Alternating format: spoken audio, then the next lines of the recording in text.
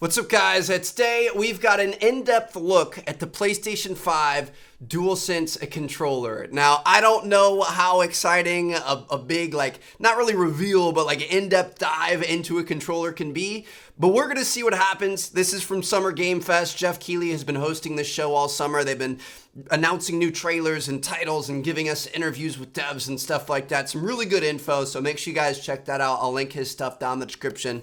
But yeah, he's one of the first people in the world outside of Sony to have actual hands-on and play with the DualSense. So we're going to see what it's all about. There it is. In all of its glory. Oh, it's way bigger than the PS4 controller. Yo! This right here is the PlayStation 5 DualSense.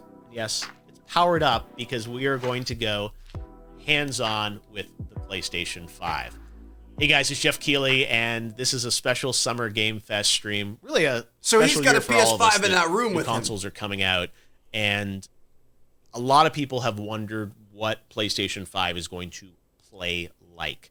A big part of that is the controller and the experience of playing games. That's so especially much because bigger. this controller is a little different than the traditional DualShock. And I've got that here, my PS4 Pro DualShock. This is a form factor that really has been around since the original PlayStation, in various different forms. There weren't analog sticks back then. But the DualSense introduces a couple new innovations, and having played it here for a couple of hours, I'll kind of summarize those for you before we get into some gameplay. The big things that I've noticed are the adaptive triggers, the L2 and R2. So outside of the game environment, you just kind of pull these down like any controller. But when you're in a game, there's actually the possibility to create tension points or haptics inside of these adaptive triggers. See, that's pretty cool. So imagine pulling this down and feeling the pressure from a bow in a bow and arrow, or even in an action game, pulling this down and feeling active reload points, where designers can actually create tension points as you pull this down at certain percentages, and give the player feedback. So I think that's cool. That's a unique sensation that is going to have a pretty big impact, I think, longer term on gameplay.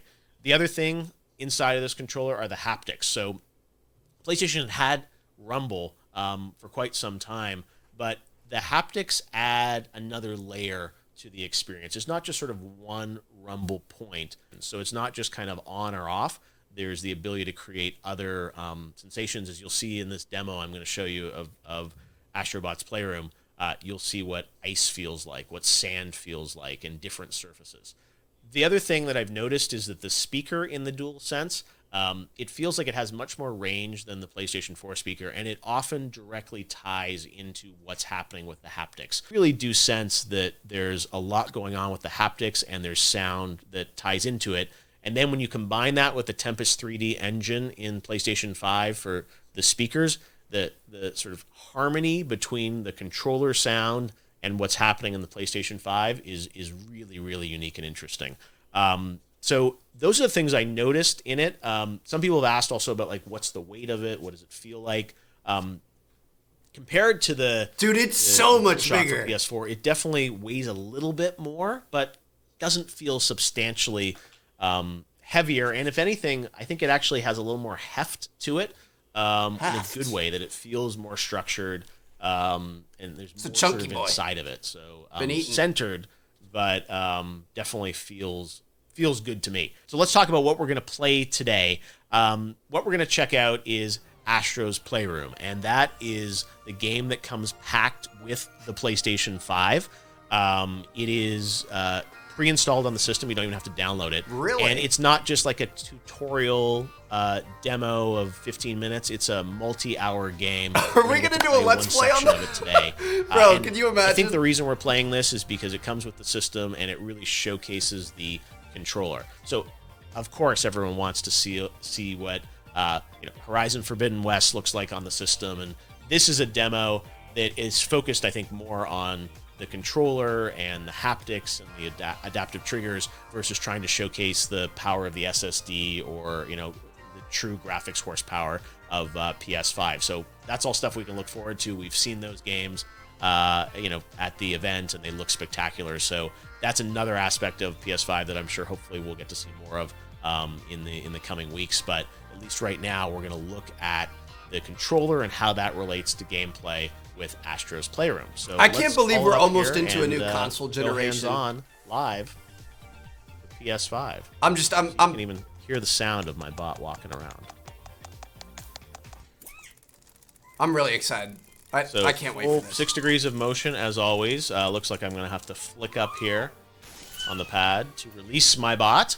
And we are in CPU Plaza. The thing about this game, as you will see in this demo, there are a lot of references to the history of PlayStation. So Cooling Springs is the area that is open on Geoff's demo of this game.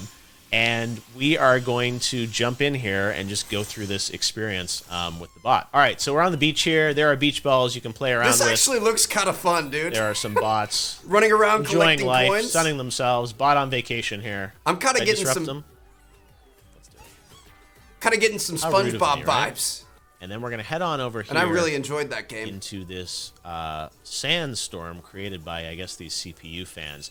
And again, when you get into this environment, I'm static here, but you hear the crisp sounds of sand coming at you. There's a tension in the controller from going over this sand environment. And then see, I gotta be honest, I don't really get the whole speaker in the controller. And look, the rubber ducks are back. Remember the duck demos? PlayStation 3, I think that was. Rubber ducks. I don't remember that. All right, so I have this suit, and I'm going to push up on the controller to zip him up. This is the frog suit. And this frog suit shows off the adaptive controllers. So I'm going to move my controller left and right. Okay. And these adaptive triggers are really, really cool, and I've never felt something like this before in a console controller. As you push down on the controller, there's tension now in these adaptive triggers, and it's programmable. One thing that I think is really fun about this demo is it makes you think of how these technologies are going to be used in other games. And now it's looking kind of like Ratchet & Crash. Clank. I mean, obviously a lot of this gameplay similar in style to a Ratchet game, so you think of all those crazy graphics that we saw on the stream, but with this type of control and this kind of fun. So now we've made it to the frozen pool area. Dude, this game low-key looks pretty good, I'm not gonna lie. Like, I actually really look forward to playing this. I'm gonna pull down on this, and again, you see this ice, but you hear a storm literally inside of the DualSense, and sort of a small little rumble from the haptics. Little ice shards here. As you go past every ice shard, you hear the little tink of the ice shard. I wonder if, like, if I put this up to the mic, this is not ASMR, you can hear the snow? PSMR. Do you guys hear that? His little footsteps? All this is coming out of the controller. See, again, I mean, that's cool, but I don't... If I have a headset on, I'd rather hear it in the headset, you know what I mean? I guess it depends on how you're enjoying it. If you're sitting on your couch just playing, you got the TV turned up loud and stuff, having it come out of the controller is kind of cool, but ooh, a PS3. I unlocked a PlayStation 3. I have a PlayStation 5. Honestly, Astrobot looks amazing. Like, I can't wait to play this. I can't wait to do a series on the channel. But before we go, the last part of this event, of this broadcast, was an interview with the worldwide head of marketing at PlayStation. I believe his name was Eric Limpel. And he had a couple of funny things that he, like, didn't really give us too much info, but I just found these two things interesting. Gamers are very excited about PS5. I think we saw even this week there were rumors that... pre-orders were happening and the Twitter lit up. I don't know where these rumors start, but I have to ask you, like, are you about to press the button now for pre-orders? Give us something. Like, when can we expect to get our PS5?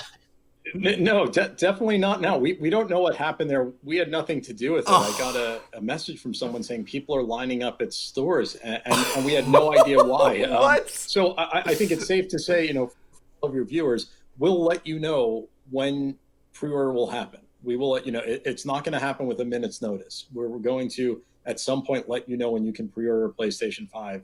So I totally please fell for don't those feel like rumors you have too, to go dude. run out and line up anywhere until you receive official notice on how that'll work. So I don't know how that happened. Don't know who did it. Wasn't us though. That's so But funny. look, Dude. I mean, as a marketer, I'm sure it's great to see there's that much anticipation for your product. I can't let you go without everyone online wants to know about, like, are we going to get other colors of controllers or consoles? I imagine for launch it's like hard enough to get one out, but is that on the roadmap?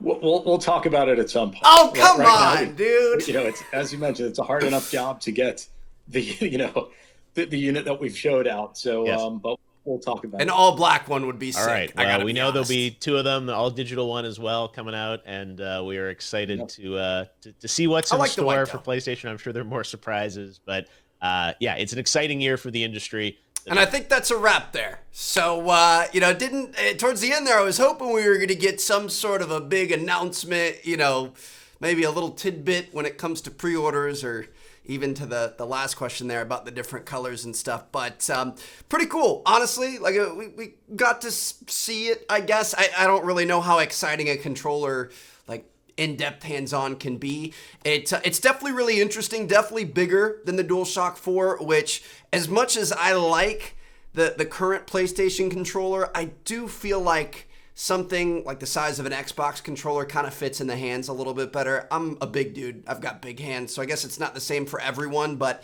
I think it does kind of fit in the hands a bit better. So I would imagine that's kind of what they were going for with the bigger size, is to just kind of really be able to wrap your fingers around there. As for the kind of like I mentioned a couple times, the speaker in there, I mean, that's not something that I necessarily care too much about. Maybe it's going to blow me away. Maybe it's going to be massively improved. But usually when I get PS4 games that try to use the speaker, I just go into the settings and turn off the speaker in the menu. So we'll see about that. I play with a headset all the time, so it's not a feature that I need. But the adaptive triggers and the haptic feedback sound amazing. So like he said, like a bow, like when you first pull down the trigger, it's going to be really loose. It's going to be easy to pull. And then as that tension gets tighter, it's going to be harder to pull down the trigger. And it's going to be that extra touch point, that extra sense of feedback that really kind of sucks you into the game. Or like the haptic feedback, like in a racing game, when you're, driving on asphalt versus driving in sand versus driving in mud, you're going to be able to get that feeling of being, bogged down in the mud and I don't know. I would imagine that's what it's going to be like. We'll have to wait and see, but it just sounds pretty cool. Like, it sounds that they didn't just want to improve the console and just give us faster loading times and better graphics and stuff like that. They also wanted to improve the thing that we're interacting with the console with, which is equally as important. So let me know what you guys think down in the comments. Drop a like if you guys enjoyed, if you're hyped for the PS5, and I'm going to see you guys in our next video. Peace out.